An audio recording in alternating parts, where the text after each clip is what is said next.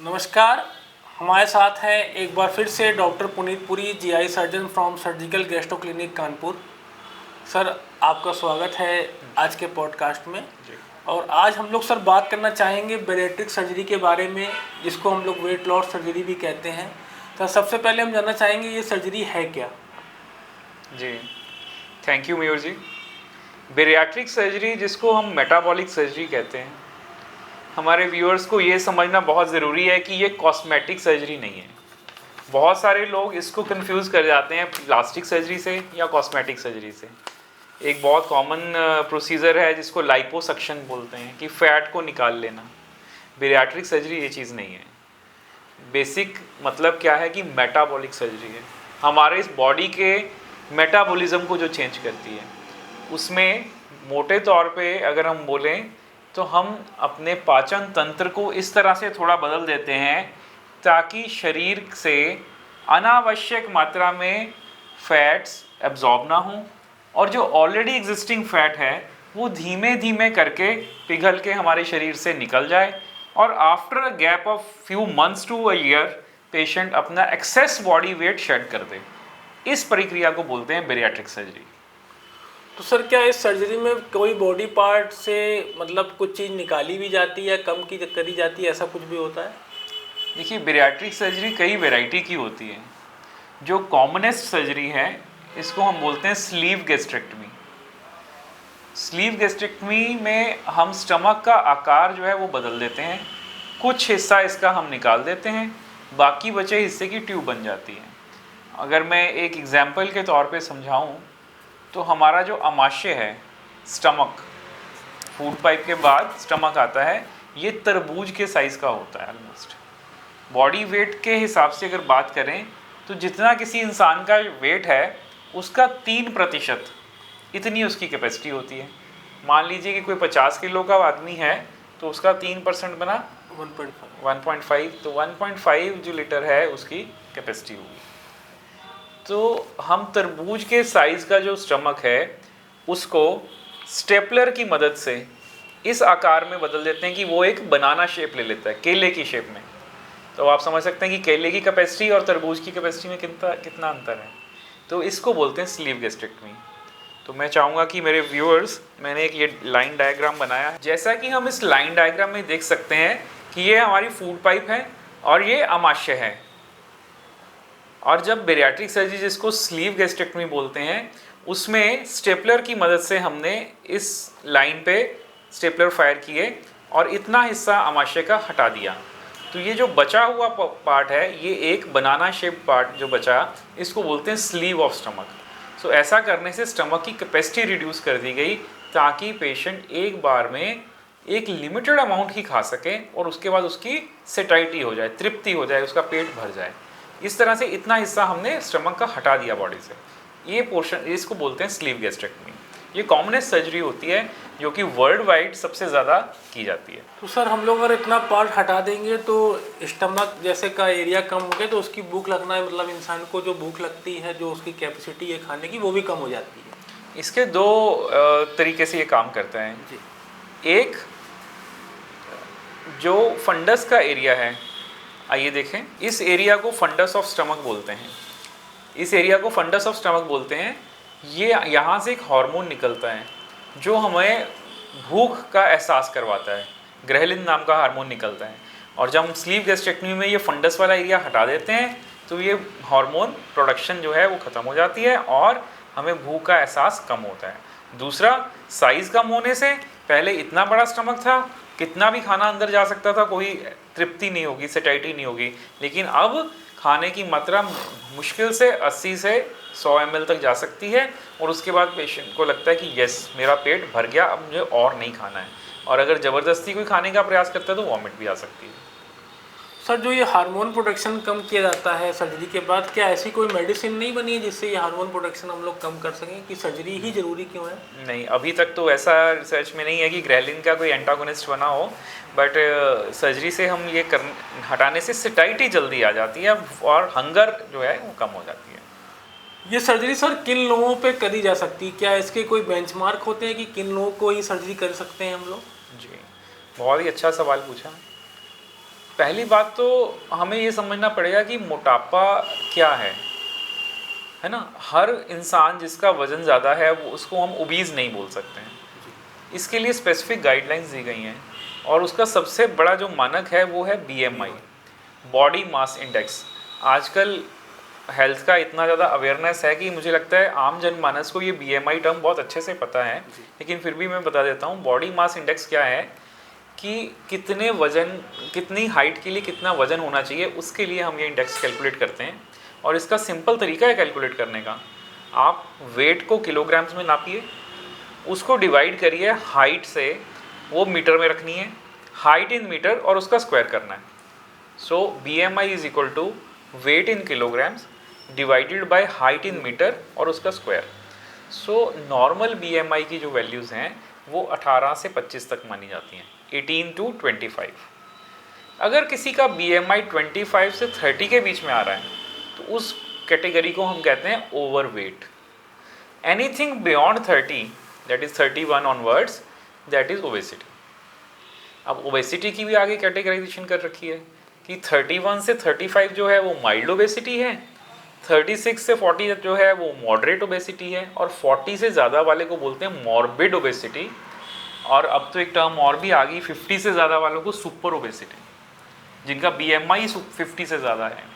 तो ये सारा जितनी भी बातें हम कर रहे हैं बेरियाट्रिक सर्जरी की, उसके लिए सबसे पहले हमें BMI के बारे में अवेयर होना बहुत ज़रूरी है कि हमारा बॉडी मास इंडेक्स क्या है। जिन लोगों का BMI 18 से नीचे है हम उनको माल नरिश्ड बोलते हैं, अंडर न्यूट्रिशन। तो बेरियाट्रिक सर्जरी की जो इंडिकेशन है वो एशियन पॉपुलेशन के लिए अलग है और बाकी संसार के लिए अलग है। ऐसा क्यों? क्योंकि वेस्ट की जो ओबेसिटी है उसका पैटर्न भी डिफरेंट है, और एशिया जो सब कॉन्टिनेंट है, इंडियन सब कॉन्टिनेंट स्पेशली, इसमें ओबेसिटी के साथ मल्टीपल कोमॉर्बिडिटीज़ भी हैं, सिर्फ ओबेसिटी नहीं है। जैसा हम सब जानते हैं कि डायबिटीज़, इंडिया के अंदर हर तीसरा इंसान डायबिटिक हो रहा है आजकल।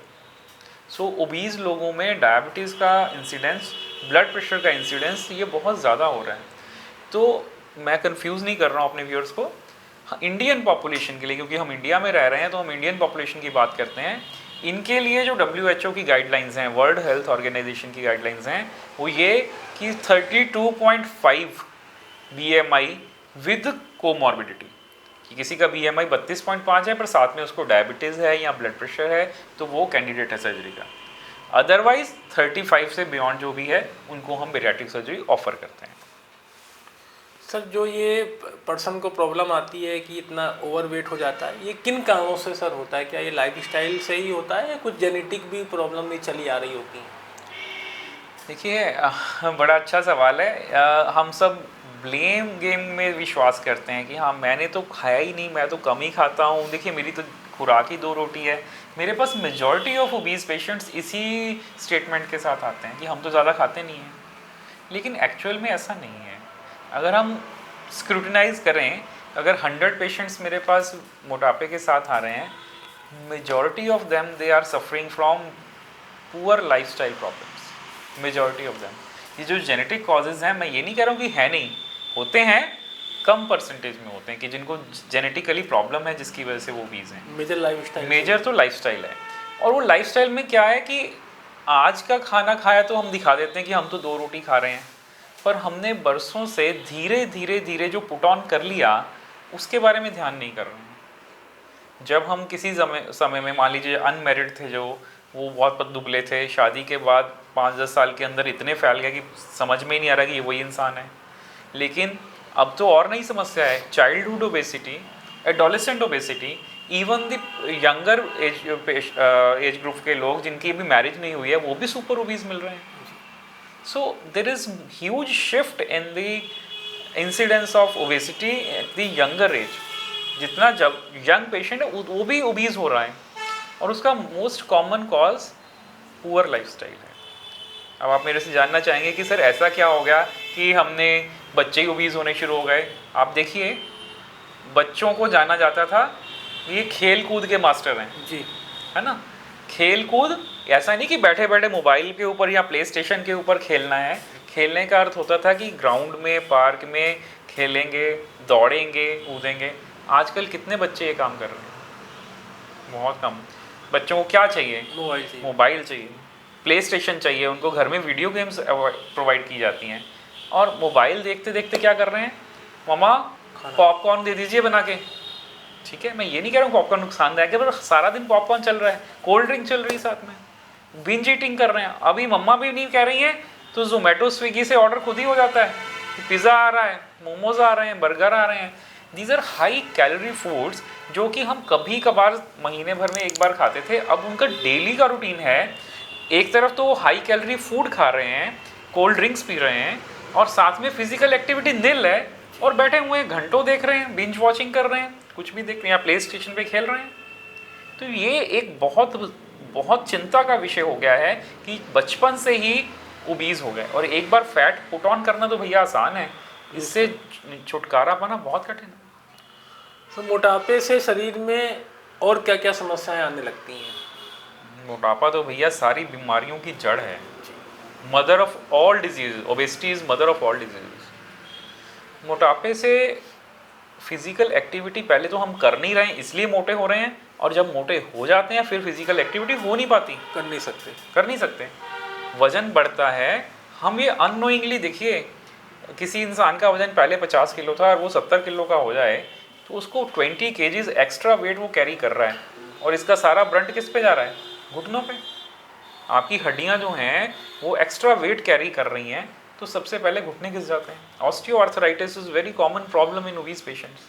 अब वो चल नहीं पाते, एक्सरसाइज नहीं कर पाते हैं, और एक्स्ट्रा वजन उनको कैरी करना पड़ता है। मोटापा बढ़ गया है तो जैसा मैंने बताया इंसुलिन रेजिस्टेंस बढ़ जाता है, बॉडी में जितनी इंसुलिन है वो अपना काम नहीं कर पाती है, और उससे जो है डायबिटीज़ हो जाती है। थर्ड, ब्लड प्रेशर का बढ़ जाना, हार्ट डिजीज़ का बढ़ जाना। अब फैट्स बढ़ने से ब्लड वेसल्स के अंदर कोलेस्ट्रॉल के प्लाक्स जम जाते हैं, heart disease, stroke, kidney problems ये हो जाती हैं। सांस अच्छे से नहीं आती है, ओबीज पेशेंट्स जो हैं वो अपना ब्रेथ जो है वो पूरा डेप्थ तक ले ही नहीं पाते हैं, गहरा सांस नहीं आता है, सांस फूलती है उनकी चलने में। इसको पिकविकियन सिंड्रोम, ओबेसिटी रिलेटेड हाइप में जो है ब्रेथलेसनेस बोला जाता है। बहुत सारे लोगों को स्लीप एपनिया हो जाता है। ये मैं अपने व्यूअर्स को स्पेसिफिकली हाईलाइट करना चाहता हूँ कि स्लीप एपनिया जो है ये बीमारी है। क्या होता है, लोग समझते हैं कि खराटे लेना एक कॉमन सी बात है ना भैया, खराटे एक लिमिट तक तो चलो नॉर्मल माने जा सकते हैं, बट अभी देखिएगा बहुत सारे ऐसे पेशेंट्स होते हैं जो रात को खराटे लेते लेते थे, एक समय आता है उनका सांस रुक जाता है कुछ सेकंड्स के लिए, फिर वो एकदम से हड़बड़ा के एक लंबा सा सांस खींचेंगे, फिर ऐसी प्रक्रिया चलती रहती है। इसको बोलते हैं स्लीप एपनिया। इससे क्या है कि बॉडी के अंदर ऑक्सीजन की मात्रा कम हो जाती है, और ऐसे पेशेंट्स गहरी नींद नहीं ले पाते हैं, उनकी नींद सैकड़ों बार टूटती है रात में, और ये लोग दिन में ऊँगते रहते हैं। क्या होता है, दिन में गाड़ी भी चला रहे हैं, बाइक चला रहे हैं, तो ऐसे ऐसे नींद में आ जाएंगे। ये बीमारी होती है स्लीप एपनिया। ये मोटापे का बहुत बड़ा साइड इफेक्ट है स्लीप एपनिया। सो किडनी ले लीजिए, हार्ट ले लीजिए, लंग्स ले लीजिए, हर्ट बोन्स ले लीजिए, मसल्स ले लीजिए, और रेस्पिरेटरी सिस्टम ले लीजिए, सब में मोटापे का कोई ना कोई साइड इफेक्ट। लगभग सर सारी बीमारियों का जड़ जो है वो पेट और मोटापा ही है। बिल्कुल, मोटापे से के साथ तो हम किसी को डिसोसिएट कर ही नहीं सकते हैं। सर अगर कोई पर्सन इन सभी बीमारियों से पीड़ित है, उसको बीपी है, डायबिटीज़ है, हार्ट की प्रॉब्लम आ गई, ओवरवेट है, अगर वो बैरेटिक सर्जरी करा लेता है तो क्या सर्जरी के बाद उसकी ये सारी समस्याएं भी दूर हो जाती हैं? बहुत अच्छा सवाल है। सब सर्जरी करा लेता है, जो आपने बात बोली ना, मैं आपको इस पॉडकास्ट के माध्यम से ना अपने मन की बात पहले बताना चाहता हूँ। I am a GI surgeon. मेरे पास पेशेंट्स ज़्यादातर किस लिए आते हैं कि किसी के गॉल ब्लैडर में स्टोन है, किसी के गुर्दे में स्टोन है, किसी को हर्निया हो रखा है, और फला कुछ भी बीमारी है, इसका ऑपरेशन करना है। एंड बिलीव मी, हमारे इंडिया में लैक ऑफ अवेयरनेस इस कदर तक है कि उनको लगता ही नहीं है कि वो मोटापे से ग्रसित हैं और मोटापा पर ही उनकी कोई बीमारी है। जब वो मेरे पास आते हैं, पेशेंट का वजन है 120 किलो, BMI बढ़ रहा है 45, डॉक्टर साहब मेरा हर्निया का ऑपरेशन कर दीजिए। अब मेरे लिए दुविधा बन जाती है कि भैया मैं तुम्हारा हर्निया का ऑपरेशन करूं कि बेरियाट्रिक करूं कि दोनों का इकट्ठे करूं।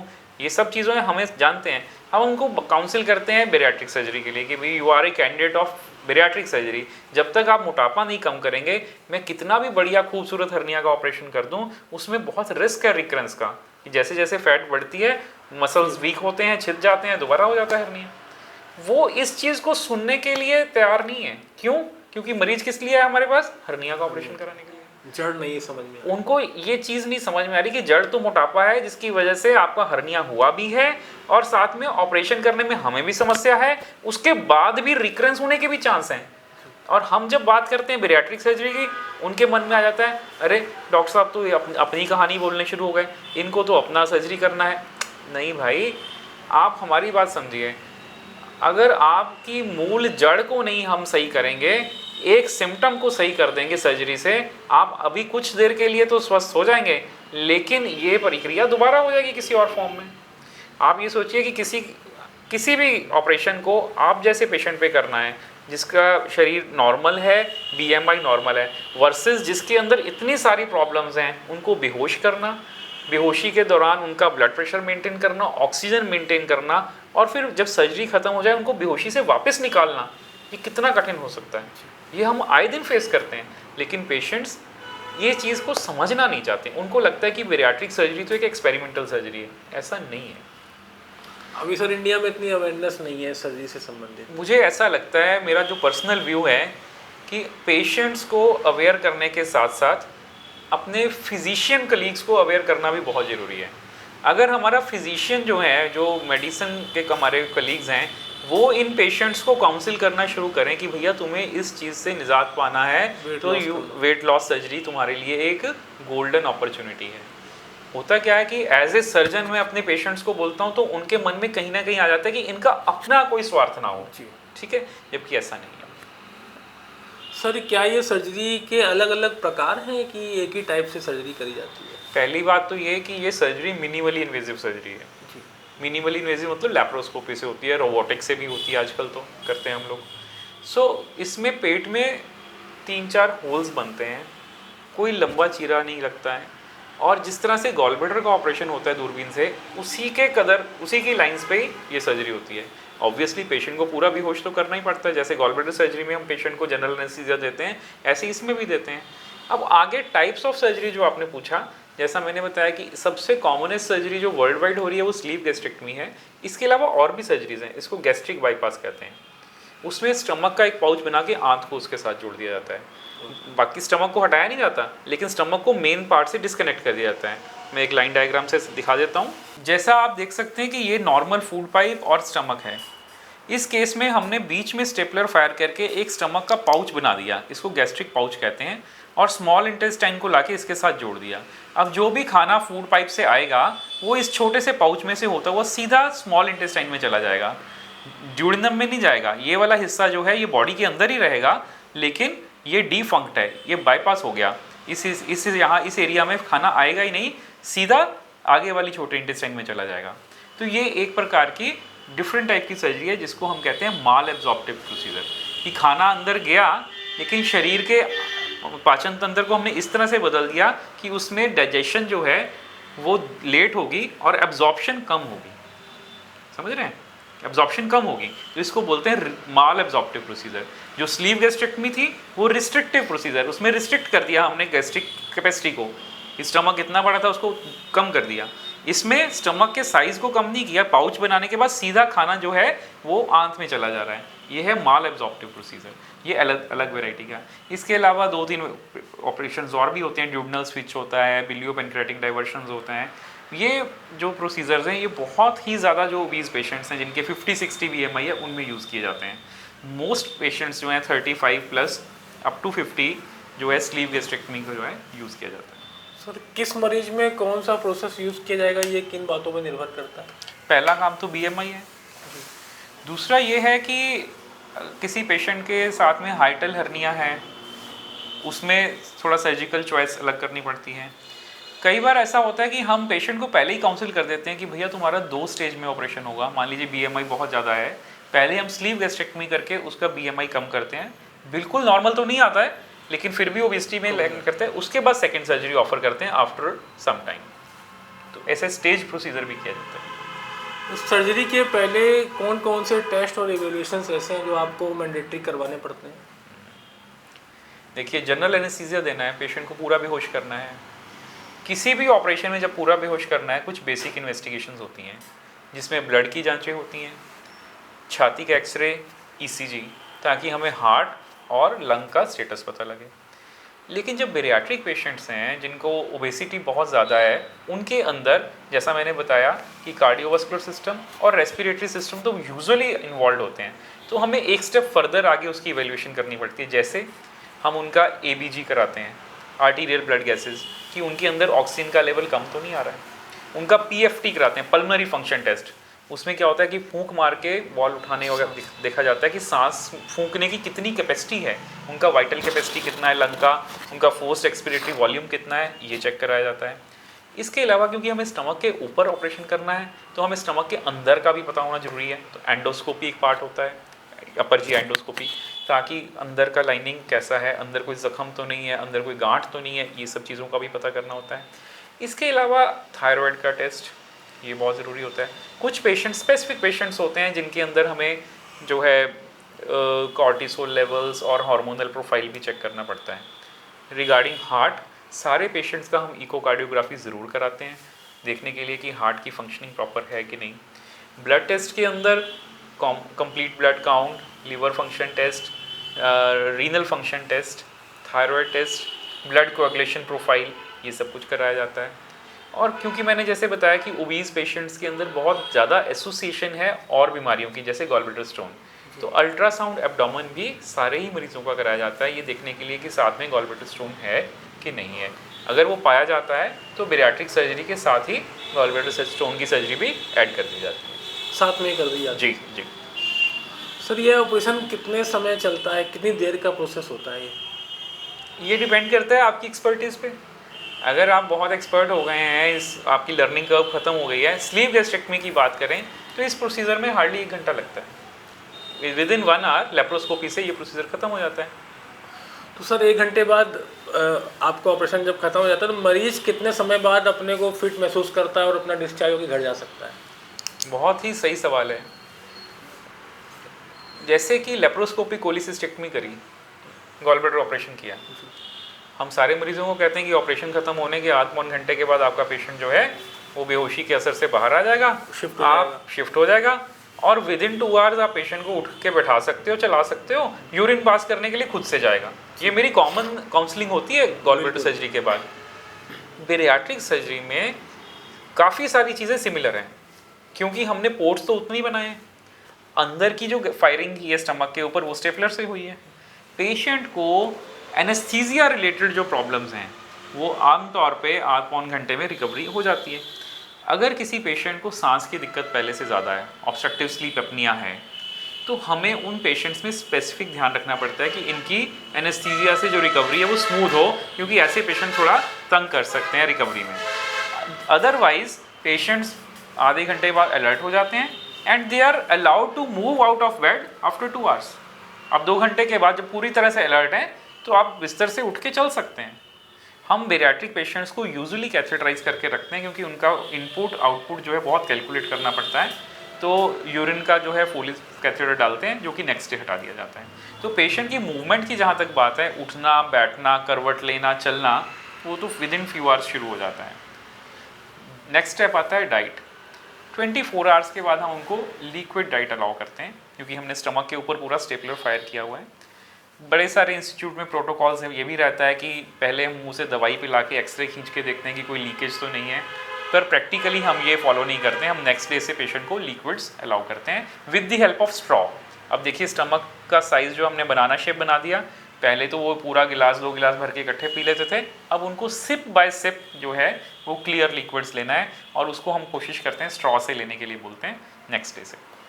क्या सर सर्जरी के इमीडिएटली बाद लोगों को भूख लगना कम हो जाएगी कि धीरे धीरे कम होगी? भूख लगना भी कम हो जाएगी और थोड़ा सा खाने से तृप्ति भी आ जाएगी, संतुष्टि हो जाएगी, सेटाइटी आ जाएगी कि यस मेरा पेट भर गया है। तो इसीलिए खाना का जो पैटर्न है वो बदला जाता है। पहले हम आमतौर पे 3 बार दिन में खाते हैं।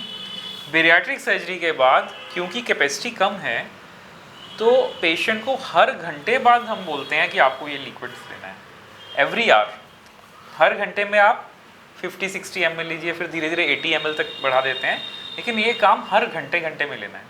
पहले लिक्विड डाइट चलती है, उसके बाद हम प्यूरी डाइट पे आ जाते हैं, सॉफ्ट डाइट पे, और बाद में हम उनको रोटी भी अलाउ करते हैं, लेकिन हाफ चपाती। और साथ में ये भी इंस्ट्रक्शन दी जाती है कि आपने चपाती खा ली तो तुरंत पानी नहीं पीजिए, क्योंकि कैपेसिटी तो उतनी है, तो थोड़ा गैप के बाद पानी पीजिए। तो दिन में जो है मील्स जो है एवरी आवर, फिर धीरे धीरे हम उनको जैसे जैसे वो एनर्जी डेंस मील ले लेते हैं तो थोड़ी गैपिंग 2 आवर्स की भी कर सकते हैं। बट ऐसा नहीं कर सकते कि पूरा दिन तो खाली पेट रहे फिर एक बार में इकट्ठा खा लें, ये पॉसिबल नहीं है आफ्टर स्लीप गेस्ट्रिक। तो सर जैसे जैसे इंसान का वेट बढ़ता है वैसे वैसे उसका स्टमक का साइज भी बढ़ जाता है, इसलिए उसकी भूख भी बढ़ जाती है, और यही रीज़न रहता है मोटापा आने का। मोटापा आने का कॉमनेस्ट रीज़न ये है कि हम अपने स्टमक को ओवर स्ट्रेच करते हैं। ये बहुत कॉमन चीज़ है। जैसे हम लोग कहते हैं कि जब भूख हो, भूख छोड़ के खाना चाहिए, थोड़ी सी भूख छोड़ देनी चाहिए, लेकिन मोस्ट ऑफ द टाइम हम भूल जाते हैं, ओवर ईट करते हैं। जब ओवर ईट करते हैं तो स्टमक के ऊपर प्रेशर पड़ता है, स्टमक और खिंचता है। अब खिंचता है तो धीरे धीरे ये स्टमक की कैपेसिटी बढ़ जाती है। सर अक्सर लोगों का ये मानना है कि ज़्यादा जागरूकता नहीं है अभी सर्जरी को लेके, कि हम जाएंगे सर्जरी कराएंगे और सर्जरी के बाद हम पतले होकर निकलेंगे। नहीं, ऐसा नहीं है। मैं फिर व्यूअर्स को बताना चाह रहा हूँ कि हम किसी भी प्रकार की कॉस्मेटिक सर्जरी नहीं कर रहे हैं कि जिसमें आपको ऑपरेशन थिएटर के अंदर इतना लेके गए थे और बाहर आप ऐसे निकल के आओगे, ऐसा बिल्कुल नहीं है। जिस शेप में आप ऑपरेशन थिएटर के अंदर गए थे उसी शेप में बाहर आएंगे, बस फ़र्क इतना है कि आपका खाने का तरीका बदल जाएगा।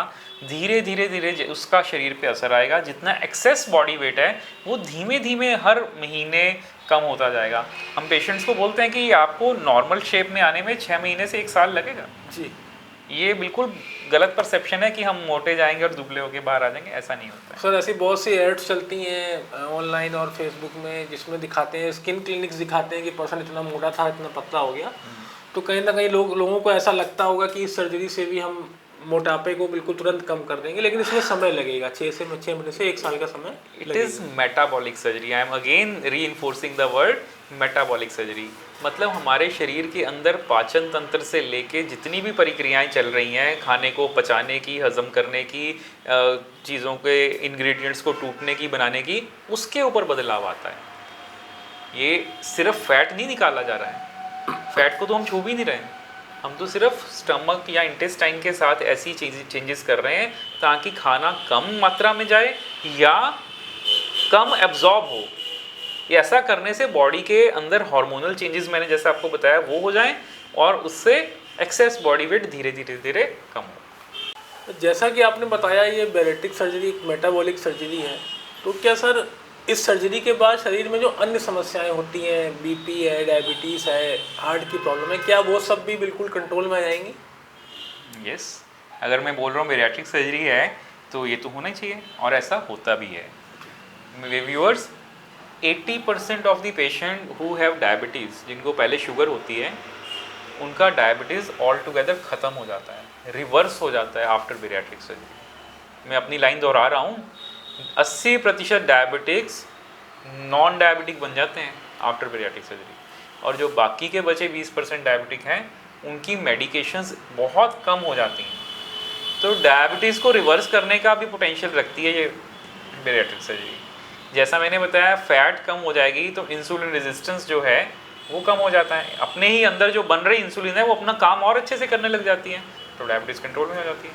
इसी तरह से ब्लड प्रेशर कंट्रोल में आना शुरू हो जाते हैं, बीपी की दवाइयाँ बंद हो जाती हैं पेशेंट्स की आफ्टर बैरिएट्रिक सर्जरी। थर्ड है कार्डियोवास्कुलर प्रॉब्लम्स, इनका रिस्क कम हो जाता है। ऑब्स्ट्रक्टिव स्लीप एपनिया के लोग बिल्कुल ठीक हो जाते हैं, उनको दिन में ऊँगना नहीं पड़ता, रात में खर्राटे बंद हो जाते हैं। तो ये सब जो है मेटाबॉलिज्म चेंज हुआ हमारी बॉडी का, तो उसी का तो रिजल्ट आया। हमारा काम सिर्फ पेशेंट को सुंदर दिखने का नहीं है, उसके अंदर की जो प्रोसेसेस हैं उनको जड़ से ख़त्म करने का है। ये रोल है बैरिएट्रिक सर्जरी का। तो इसका मतलब जो पर्सन ओवरवेट नहीं है, मतलब उसका वेट बिल्कुल ठीक है, उसको अदर बीमारियां नहीं आएंगी या कम आएंगी? देखिए, डायबिटीज़ और ब्लड प्रेशर जो है वो यूजुअली ओबेसिटी के साथ एसोसिएटेड है यूजुअली, बट बहुत सारे दुबले लोग भी हैं जिनको डायबिटीज़ है, उनके कारण अलग हैं जी। उनके जेनेटिक प्रीडिस्पोजिशन ज़्यादा है या उनको पेनक्रियाटिक टाइप की डायबिटीज़ है, तो उस ऐसा नहीं है कि दुबले लोगों में डायबिटीज़ नहीं होती है या नहीं हो सकती है। मैक्सिमम मेजॉरिटी पेशेंट्स में ओबेसिटी के साथ एसोसिएटेड है। सर इस सर्जरी के बाद लोगों को क्या लाइफस्टाइल फॉलो करनी है, कितना कंट्रोल रखना है खाने पीने में? ये बहुत बढ़िया है कि हम ना बेरियाट्रिक सर्जरी को बोलते हैं बेरियाट्रिक सर्जरी प्रोग्राम। जो पेशेंट हमारे पास आया कि हमारा ऑपरेशन कर दीजिए, हम ऐसा नहीं कि पेशेंट आते ही उसका ऑपरेशन कर देते हैं। पहले हम पेशेंट को भी कहते हैं कि भैया आप हमारी इंस्ट्रक्शंस को फॉलो करेंगे तो ही हम आपकी बेरियाट्रिक सर्जरी कर सकते हैं, तभी सक्सेसफुल होगी। मेरा काम तो 1 घंटे का है कि मैंने ऑपरेशन किया और ऑपरेशन थिएटर से बाहर निकाल दिया। इससे पहले और इसके बाद में तो पेशेंट को ही हमारी इंस्ट्रक्शंस फॉलो करनी है। अगर कोई पेशेंट हमारी इंस्ट्रक्शंस को कंप्लाई नहीं करता तो कैसे सक्सेसफुल हो सकते हैं? तो हम ऑपरेशन से पहले ही पेशेंट को बोलते हैं कि आप जो चीज़ें आपको ऑपरेशन के बाद फॉलो करनी है आप पहले करिए। जैसे लिक्विड डाइट पे आइए, कैलोरी फ्री डाइट लीजिए, शुगर फ्री डाइट लीजिए, हाई प्रोटीन डाइट लीजिए और लेने का पैटर्न बदलिए कि आपको हर घंटे में इतना इतना लेना है। आप अपने ऊपर कंट्रोल करके तो दिखाइए। तो ऐसा करने से पेशेंट का 2-3 किलो वजन तो वैसे ही कम हो जाता है सर्जरी से पहले। डॉक्टर बड़े खुश होते हैं लोग कि आपने ऐसे हमें बताया तो हमारा वजन कम हो गया। ऐसा करने से हमें 2 फायदे होते हैं। एक तो हमें ये पता लग जाता है कि पेशेंट जो है वो हमारी बात को समझ रहा है और उसको वास्तव में मान रहा है। दूसरा, जैसे ही वो 2-3 किलो वजन कम हुआ, कॉन्फिडेंस आता है, लिवर जो है वो लिवर से फैट निकल जाती है। अब बस आप समझिए कि ऑपरेशन के दौरान लिवर की जो लेफ्ट लोब होती है वो स्टमक के ऊपर दबी पड़ी होती है। स्टमक को दबाया होता है उसने, हमें लिवर को उठाना पड़ता है स्टमक को देखने के लिए या उसके ऊपर ऑपरेशन करने के लिए। ये जो उठाने वाला प्रयास है ना, ये इतना कठिन होता है कि इंस्ट्रूमेंट तक बेंड हो जाते हैं, टूट जाते हैं कई बार। तो लेफ्ट लोब ऑफ लिवर इतनी बल्की होती है ओबीज पेशेंट में। लेकिन जब ये 2-3 किलो वजन कम कर लेते हैं तो उसकी फैट कम हो जाती है। तो ये सर्जरी में हमें हेल्प करती है और साथ में हमें ये पता लग जाता है कि पेशेंट जो है कंप्लायंट है, हमारी बात को समझ रहा है और मान रहा है। अब बात आती है कि ये सेम चीज़ें ऑपरेशन के बाद भी फॉलो करनी है कि थोड़ी थोड़ी मात्रा में बार बार लेना है, कार्बोहाइड्रेट रिच फूड नहीं लेना है, रिफाइंड शुगर्स तो बिल्कुल ही बंद हैं और प्रोटीन रिच डाइट खानी है। बिंज ईटिंग नहीं करनी कि एक ही बार में इकट्ठा खा लें, ये काम नहीं करना है। कैलोरी रिच फूड नहीं लेना है। बहुत सारे पेशेंट्स ये बात तो मान लेंगे कि हम 100 ml ही लेंगे एक बार में, पर वो chocolate shake with extra sugar add करके ले लेंगे तो क्या फ़ायदा होगा? बात समझ रहे हैं? इतना मीठा ले लेंगे तो क्या फ़ायदा होगा? सो कार्बोहाइड्रेट फूड तो लेना ही नहीं है। हमने बेरियाट्रिक सर्जरी इसीलिए कराई है कि हम रीशेप कर सकें अपनी बॉडी को, मेटाबॉलिज्म को सुधार सकें। अगर हम उन्हीं माल प्रैक्टिसेस में फिर घुस जाएंगे तो फिर क्या फ़ायदा है? सो इंस्ट्रक्शंस बहुत क्लियर हैं, थोड़ा थोड़ा करके बार बार खाना है, प्रोटीन रिच डाइट खाना है, रिफाइंड शुगर्स और फैट्स नहीं लेना है। तो यही इंस्ट्रक्शन, और मल्टीविटामिन्स लेना है। और सबसे एक और अहम बात, बेरियाट्रिक सर्जरी के बाद एक्सरसाइज ज़रूर करना है। नहीं तो आप ये समझिए कि किसी पेशेंट का वेट इतना ज़्यादा है और जब वो वेट लूज़ करता है तो उसकी स्किन लटक जाएगी। अगर आप रोज़ रेगुलर एक्सरसाइज नहीं करेंगे, टोनिंग नहीं करेंगे अपने मसल्स की, तो ये आपकी स्किन ऐसे लूज़ हो जाएगी। इसके बाद कभी कभी आपको स्किन जो लटक रही है उसका ऑपरेशन कराने की ज़रूरत पड़ सकती है अगर आप एक्सरसाइज नहीं करेंगे। उसको हम बोलते हैं एब्डोमिनोप्लास्टी। ये अगर आपकी स्किन ऐसी लटक रही है तो फिर आपको उसको तो हटवाना पड़ेगा, वो कैसे जाएगी? तो ये ऐसे ना लटके, उसके लिए आपको नियमित रूप से बेरियाट्रिक सर्जरी के बाद एक्सरसाइज करना ज़रूरी है। क्या इस सर्जरी में कोई रिस्क भी होता है और क्या परसेंटेज ऑफ सक्सेस होता है इस सर्जरी का? रिस्क की बात जहाँ तक है तो रिस्क एनेस्थीसिया रिलेटेड होते हैं। अब ओबीज पेशेंट्स हैं जिनको ऑलरेडी हार्ट, लंग्स, किडनी और फेफड़े के अंदर जो सांस की प्रक्रिया है, ऑक्सीजनेशन की पुअर है वैल्यू, तो उसमें तो रिस्क ऑब्वियसली होता ही है एनेस्थीसिया का। एनेस्थीसिया के साथ साथ सर्जिकल रिस्क भी हैं, जैसे ऑपरेशन के दौरान कुछ कॉम्प्लिकेशन हो जाएं, लाइक कोई ऑर्गन को इंजरी हो जाए या जो हमने स्टमक की स्लीव बनाई है उसमें से कुछ लीकेज हो जाए, तो ये भी कॉम्प्लिकेशंस हैं जो हो सकती हैं। बट यूजुअली जैसे जैसे आप एक्सपर्ट होते हैं तो ये कॉम्प्लिकेशंस का इंसिडेंस बहुत कम होता है, ऐसा है। जहाँ तक बात रही सक्सेस की, सक्सेस 2 तरह से गिनी जा सकती है। एक तो हमने इतने मोटे मरीज के ऊपर जो इतनी कॉम्प्लिकेशंस के साथ चल रहा था उसके ऊपर हमने सक्सेसफुली ऑपरेशन कर दिया, एक सक्सेस तो ये है। दूसरी सक्सेस ये है कि उस ऑपरेशन का मरीज ने कितना लाभ उठाया, वेट कितना कम हुआ, वो दोबारा से अपने एक्चुअल सही वेट में कितना अचीव कर पाया, ये निर्भर करता है मरीज की कॉम्प्लायंस पे कि वो हमारी बातों को किस कदर तक मानता है ना। तो ये दो तरह की सक्सेस है। तो bariatric surgery is very successful अगर पेशेंट हमारा साथ दे तो। इंस्ट्रक्शंस को फॉलो करें। बिल्कुल।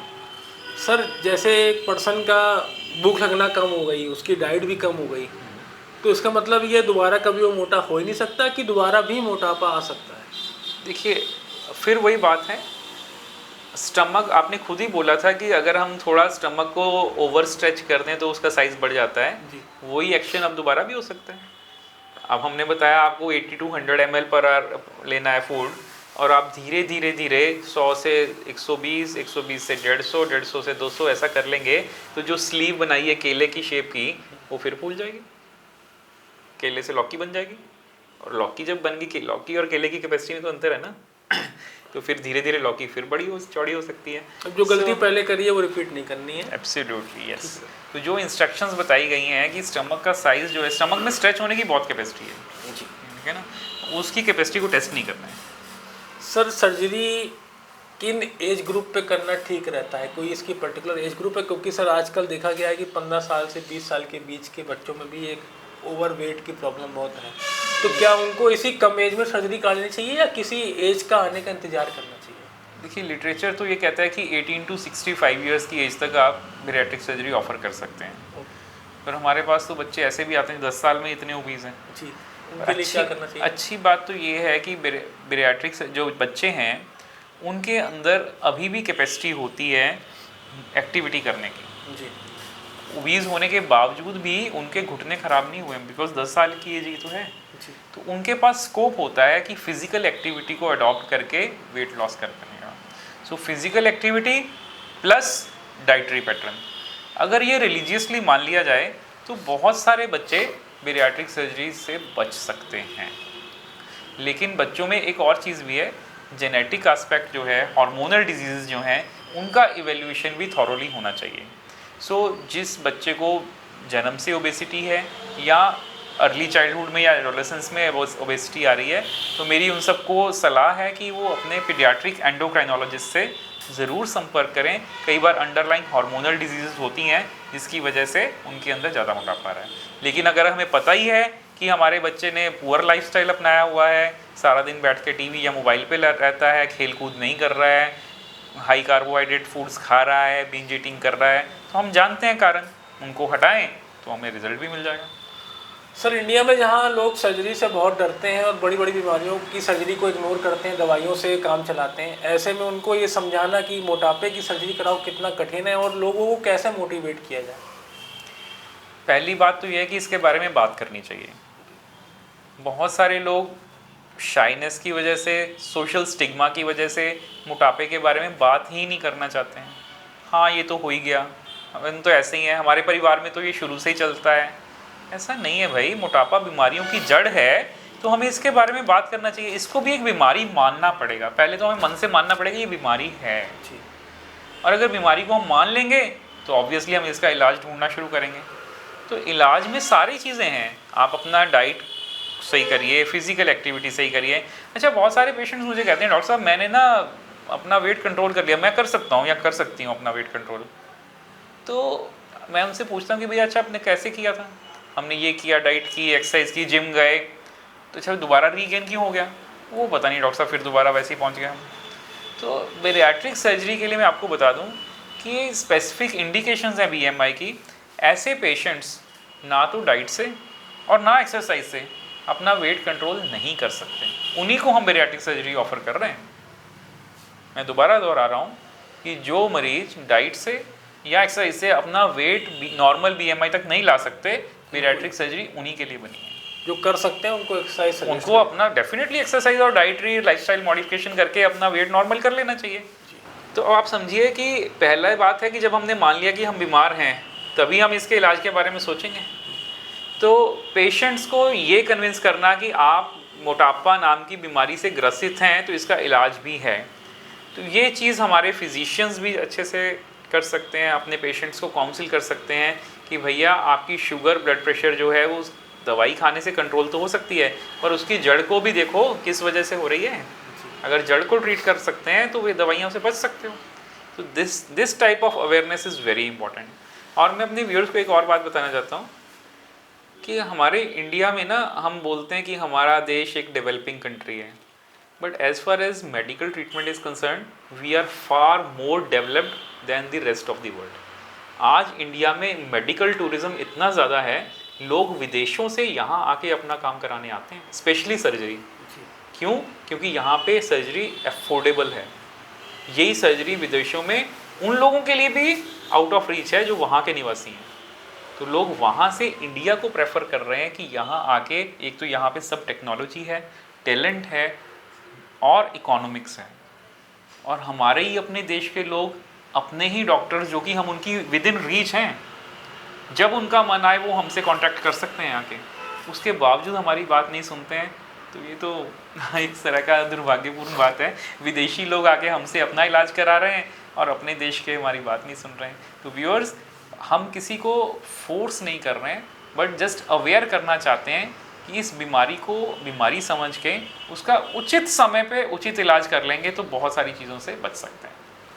सर, कुछ समय पहले तक लोगों का ऐसा मानना था कि यह सर्जरी बहुत बड़े शहरों में होती है, दिल्ली में होती है, मुंबई में होती है। तो अब बदलते समय के अनुसार, जैसे आप कानपुर में प्रैक्टिस करते हैं, तो इस सर्जरी यहाँ पे भी कितने बेहतर तरीके से हो पा रही है और क्या फ्रीक्वेंसी है, क्या लोग करा रहे हैं सर इसको?